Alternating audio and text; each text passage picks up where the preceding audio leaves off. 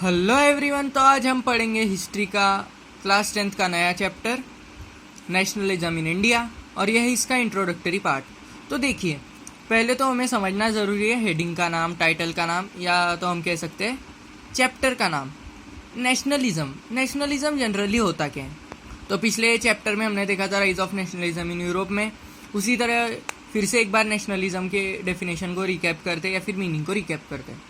तो नेशनलिज्म का जनरली मतलब होता है देश के प्रति प्रेम, जिसे हम पेट्रियोटिज्म भी कहते हैं। और अगर देखा जाए तो nationalism is idea that promotes the interest of one's own country. मतलब नेशनलिज्म एक ऐसी फिलॉसफी, एक आइडिया है या फिर एक ऐसी फीलिंग है जिसमें हम अपने कंट्री के इंटरेस्ट को इम्प्रूव करते हैं और खुद के कंट्री को इम्प्रूव करने के लिए स्टेप्स लेते हैं।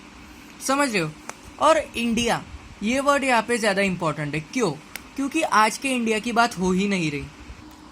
इस केस में इंडिया की बात हो रही है, बट कौन से इंडिया की? तो उस इंडिया की जिसमें महाराष्ट्र तक एग्जिस्ट नहीं करता था, जिसका पार्ट पाकिस्तान था, बांग्लादेश था और कई स्टेट्स थे जो तब एग्जिस्ट भी नहीं करते थे।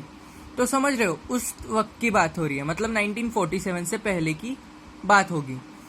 तो इंट्रोडक्टरी पार्ट। एक बात समझिए, जैसे कि हमने पिछले पार्ट में देखा rise of nationalism in Europe में, modern nationalism in Europe was aligned with nation states. तो हमने देखा कि लोगों के लिए नेशनलिज्म का मीनिंग क्या था? नेशन स्टेट्स का फॉर्म होना। और नेशन स्टेट्स मतलब जहाँ पे सब लोग रूलर को इंक्लूड करके कलेक्टिव बिलोंगिंग को मतलब फील करते हो, sense of collective identity feel करते हो। जैसे कि ग्रीस हुआ, और हम कह सकते हैं फ्रांस हुआ, ब्रिटेन हुआ और जर्मनी हुआ। इन्होंने क्या किया था? नेशन स्टेट का फॉर्मेशन ही तो किया था। And what was result of it? It change the people's understanding of themselves and their mindset too and identity too. तो देखिए, नेशन स्टेट्स के फॉर्मेशन से वो क्या थे, लोग क्या थे, वो बदला, उनका माइंडसेट बदला और उनकी आइडेंटिटी बदली। कैसे? तो समझिए, जब जर्मनी फॉर्म नहीं हुआ था 1871 में, तो अगर उन लोगों को पूछा जाए कि वेयर आर यू फ्रॉम, तो उनका आंसर ऐसा नहीं आएगा कि फ्रॉम जर्मनी एंड ऑल। वो अपने एरिया का नाम बताएंगे, वो जिस एरिया को बिलोंग करते थे, जिस टेरिटरी के अंडर थे या फिर जिस रूलर के अंदर थे।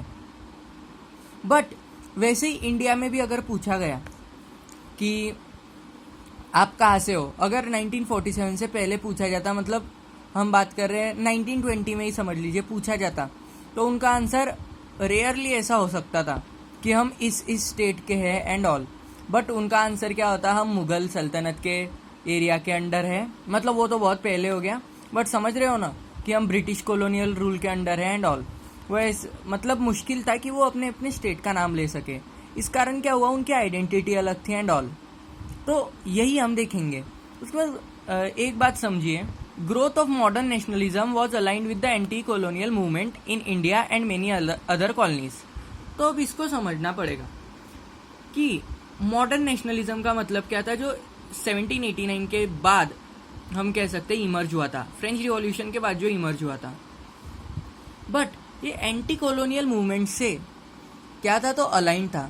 ऐसा क्यों? तो अब समझिए। तो एंटी कॉलोनियल मूवमेंट का मतलब है, अगर ब्रिटेन भारत पे राज कर रहा था तो गांधी जी के मूवमेंट जो थे वो एंटी कॉलोनियल मूवमेंट थे। मतलब वो चाहते थे कि कोलोनाइजेशन जो कहते हैं हम, वो हट जाए और इंडिया एक इंडिपेंडेंट कंट्री की तरह, नेशन की तरह एग्जिस्ट करे। तो ऐसा क्यों? एक बात समझिए, इसके कारण ये इमर्ज हुआ, इसके कारण ये नहीं हुआ। मतलब एंटी कॉलोनियल मूवमेंट के कारण मॉडर्न नेशनलिज्म का इमर्जेंस इंडिया में हुआ। कैसे? तो देखिए, people began to discover unity in the process of struggle within colonialism.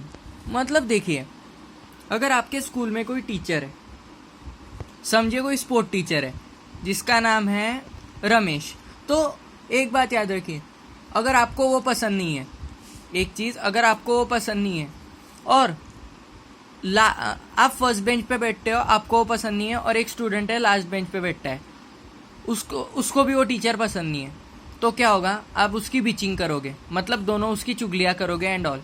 इससे क्या हो रहा है? आप दोनों उसका अपोज कर रहे हो, उसको हेट कर रहे हो, उस कारण आप दोनों में एक बॉन्ड फॉर्म हो जाएगा। समझ रहे हो? दुश्मन का दुश्मन हमारा दोस्त। उसी तरह क्या था कि लोगों का जो कॉमन दुश्मन कौन था, कोलोनियलिज्म, मतलब ब्रिटेन। तो लोग अगर सब उसकी बीचिंग कर रहे, उसके अगेंस्ट स्ट्रगल कर रहे, तो सब में कॉमन यूनिटी आएगी कि नहीं। वैसे सो अगर सिंपली कहना हो तो याद रखिए, कोलोनियलिज्म के अगेंस्ट स्ट्रगल करने के कारण लोगों में एक यूनिटी आ गई थी। यूनिटी का रीजन क्या था, so the common activities they did to oppose the colonialism, क्योंकि सब एक टाइप की एक्टिविटीज कर रहे थे। जैसे कि हम आगे देखेंगे, non cooperation movement, civil disobedience movement, इससे लोग एक साथ आ रहे थे। उसके बाद कॉमन बॉन्ड, देखिए, the sense of being oppressed under a colonialism shared a bond that tied many different groups. देखिए, मेरे घर पे भी पानी की समस्या है और मेरे बाजू वाले के भी घर में पानी की समस्या है, ऐसा समझिए। तो क्या होगा, हम दोनों साथ में जाके हायर अथॉरिटीज़ को कंप्लेंट करेंगे। इससे क्या हुआ, हमारे में एक कॉमन बॉन्ड था, इसलिए हुआ ना।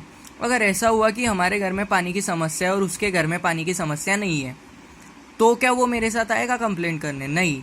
बट वैसे ही कॉमन प्रॉब्लम होने के कारण क्या हो रहा था, तो हम साथ में आ गए, हमने कंप्लेन की। वैसे ही इंडिया के जो मैप के अंडर जो भी लोग थे, इंडिया के जोग्राफिकल एरिया के अंडर जो भी लोग थे, दे वर ऑपरेस्ड अंडर कोलोनियलिज्म। मतलब सब इनडिस्क्रिमिनेटली सब ऑपरेस्ड थे, सब दुखी थे, सब मतलब सबको एक्सप्लॉइट किया जा रहा था। इसके कारण क्या था, सब ग्रुप्स एक साथ आने लगे। ये देखो, ये ऐसा है कि एक टॉपर बच्चे है, उसको भी खेलना अच्छा लगता है, और एक बैक बेंचर है, उसको भी खेलना अच्छा लगता है। तो देखिए, अगर जनरली देखा जाए, कहाँ टॉपर और कहाँ हमारे बैक बेंचर्स बढ़िया, टॉपर फेंको। हाँ, तो अगर दोनों को गेम्स पीरियड नहीं मिल रहे, वो एक ही क्लास में, और दोनों को स्पोर्ट्स बहुत पसंद है, तो दोनों क्या करेंगे, आगे जाके कंप्लेंट करेंगे, राइट, कि हमें गेम्स दो वगैरह वगैरह। तो इस कारण क्या हुआ, तो शेयर्ड बॉन्ड था। क्यों? Different groups, topper back bencher अलग अलग ग्रुप्स है कि नहीं, फिर भी किसके द्वारा टाई हुए वो, तो एक शेयर्ड बॉन्ड, किसका, तो गेम्स ना मिलने का। उसी तरह समझिए, एक बार फिर से इसको भी रिकैप कर लो कि दे shared a common bond of being oppressed under the colonialism, means the people shared common bond, समझ गए। उसके बाद however different groups had different experiences and different notions. मतलब देखिए, अगर अलग अलग ग्रुप्स हैं तो अलग अलग एक्सपीरियंस होंगे, अलग अलग नोशंस होंगे। नोशंस मतलब बिलीव्स, आइडियाज। क्योंकि ऐसे देखिए, जो ब्राह्मण्स वगैरह थे, हिंदूस थे, सनातनीस थे, उनके लिए मतलब क्या था, उनको फाइनेंशियली स्टेबल होना था, क्योंकि रिस्पेक्ट वगैरह तो ठीक मिल रही थी ना। बट जो ऑपरेस्ड क्लासेस थी, पहले, मतलब SCs STs, तो उनके लिए मेन एम रिस्पेक्ट था।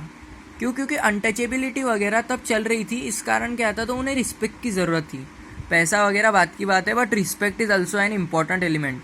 ये आप डेवलपमेंट चैप्टर में देख लेना, तो समझ रहे हो ना। तो अलग अलग ग्रुप्स मतलब अलग अलग एक्सपीरियंसेस और अलग अलग बिलीव्स कि हमें ये चाहिए, ये नहीं चाहिए, समझ गए।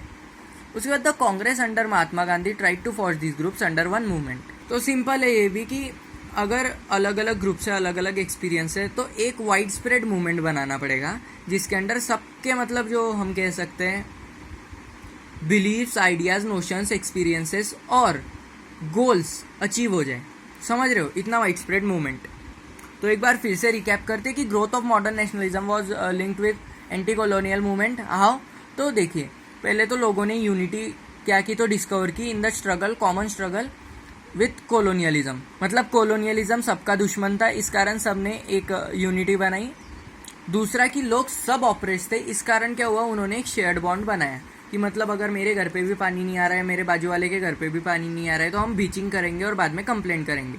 उसके बाद different groups at different experiences and different notions. तो अलग अलग ग्रुप्स थे, क्योंकि इंडिया में तब भी डाइवर्सिटी थी, अब भी डाइवर्सिटी है और आगे भी डाइवर्सिटी रहेगी। इस कारण diverse experiences, ideas, opinions, notions सब रहेगा।